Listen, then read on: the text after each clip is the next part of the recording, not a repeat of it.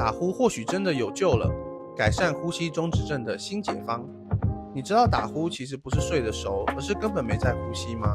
这种症状叫睡眠呼吸中止症。之所以会这样，是因为睡着的时候喉咙附近肌肉太松，导致气道变窄，空气进不去，人就会暂时停止呼吸。如果你一天到晚打呼，又常常觉得已经睡很多了，却还是睡不饱，很有可能你得的就是这种病。目前最常见的治疗方式有3种，第一种是做手术，直接切掉组织或整骨的方式来增加气道空间，听起来超痛。第二种是买一台很贵的机器，睡觉的时候都要带着它，机器帮你打空气进去，搞得每天都像在加护病房。第三种是减肥，因为瘦下来后，喉咙附近的脂肪减少，气道空间变大。这招蛮有用的，如果有意志力的朋友可以试试。难道没有更简单的方法吗？还真的有人在研究。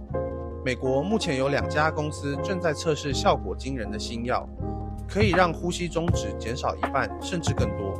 它的原理是直接通过药物让喉咙肌肉睡觉时不松弛，防止气道塌陷。这些药已经进入最后临床试验阶段，最快2年内可能拿到美国药证。如果有这样的药，你会愿意尝试看看吗？